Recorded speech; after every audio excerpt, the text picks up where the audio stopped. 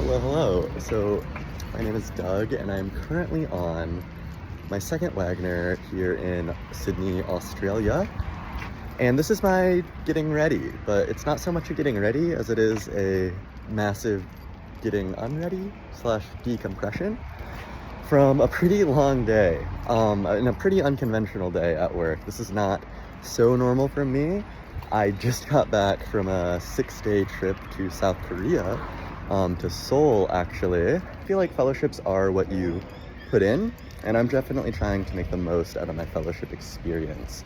But that means it's both personal and professional, get the most out of it, hence the trip to South Korea. So yeah, I'm getting back from work right now. My bus stop is just over here.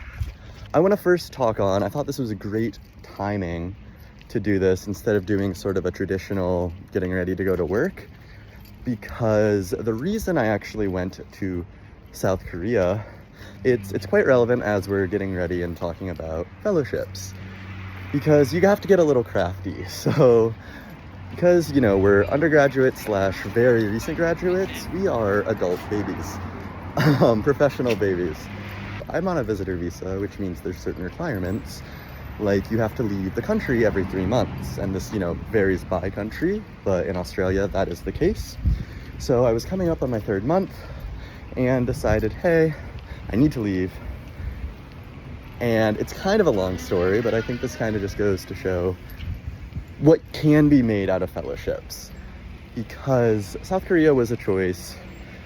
I wasn't massively interested in it beforehand. Like, of course it was interesting, but what happened is I actually was applying earlier in this year for this fellowship called Luce Scholars Program, and I didn't get it, but I did make it to the final round, and I am quite committed to eventually becoming a Luce Scholar.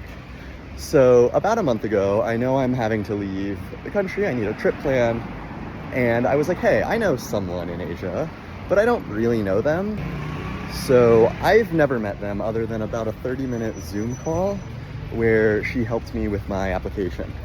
So about a month ago, I text her and I say, hey, crazy question. And she responds, who is this? So I'm like, oh, you know, you helped me with this application, can I come and like sleep on your couch? And just like that, we made it happen. And in about 2 weeks, I made it to South Korea. Something I found that's really helped me maximize sort of my fellowship opportunities and time has been just being super flexible and leaving the door open to any opportunity that might come your way. I didn't know what I was gonna do after the second Wagoner here in Australia ends, and it's coming up to an end in 1 month. Right now, in being open, there's just been plenty of opportunities and such a personal and professional alignment that I found here in Sydney. So the other thing I did when I went to South Korea, which was logistics, was apply for a longer working holiday visa. Yeah, and that was just sort of a pursuing, you know, the right energy, what felt right, and opportunities, time, opportunity, which is actually exactly how I ended up here in Australia in the first place on a second Wagoner. So my first Wagoner in Switzerland, I had actually returned to Switzerland, sort of leveraging some connections I made during a study abroad. And the work there was incredibly relevant. I loved my life there. It was life-changing. I had ended up living with my boss's friend, this like 50-year-old Swiss man, super kind. And he really helped to teach me sort of this like work-life balance thing, this idea, especially as, you know, you're graduating and stepping out into the real world on fellowships. It's not a university setting anymore. There is now time, and this was something that helped me to learn. In my project on the Swiss Wagoner, we had interviewed international experts, and one of these experts was my current boss in Australia. And through the interview alone, I was like, I think she's really cool. Sometimes also doors don't just open, you have to make the doors open, you gotta go knock on doors. So I cold email her, and I'm like, hey, you know, read this interview, I'm working on it for my current project with Dr. Mavro, my Swiss boss. Would you want to meet? I'm quite interested in applying to this other fellowship, the second Wagoner. And you know, we get chatting, and just like that, this is now an opportunity. So I think that's just sort of some of my advice: be open to opportunity and make opportunities happen. I want to go back to my house. I know I said we'd go to the bench, but now I'm remembering I had one other bit. And that other bit is not entirely based on my time here in Australia. So I'll tell a quick personal story from Switzerland. Again, incredibly professionally relevant, that time there, which got me here, which is now to Australia, which I'm now gonna stay in for another year based on that professional outcome from Switzerland.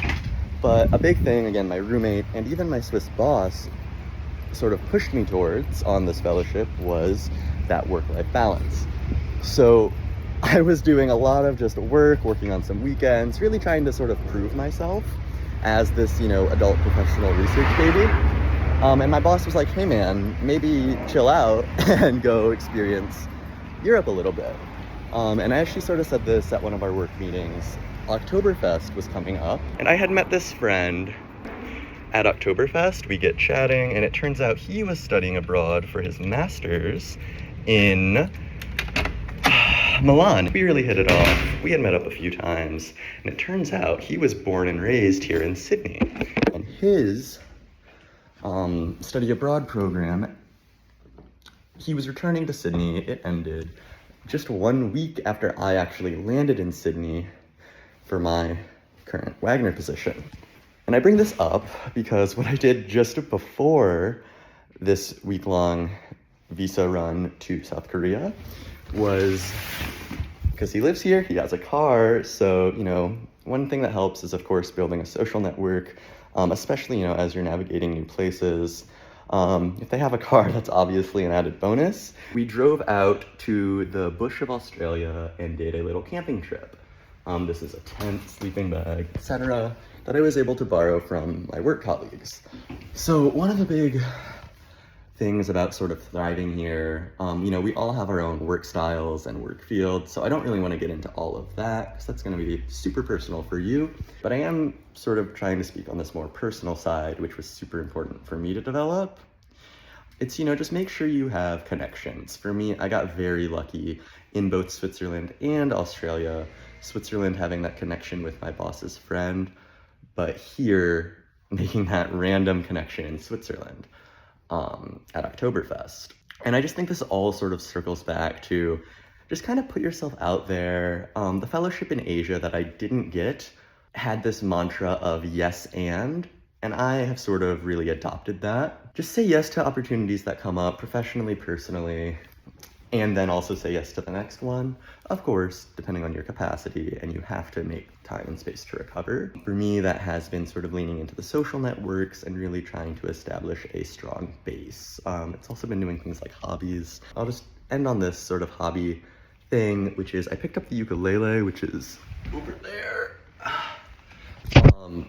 And this is another way I was able to do social connection. I go to this community center for older adult women, and they all play the ukulele. So, like twice a month, we'll have these little jam sessions, and that's just a totally different type of social connection, intergenerational learning, and a way to sort of not just learn from people who have been through life, but also people who have been living in your host country and have a lot to offer. And it's not, I want to make this clear, it's not totally extractive that we're learning from these people. I don't view them as mentors. I view these people as my friends. So yeah, I think that's about my advice, and that's sort of a day decompressing, although this was, again, not a normal day. But yeah, I wish you the best, and of course, you can reach out to me with any questions you have in application processes.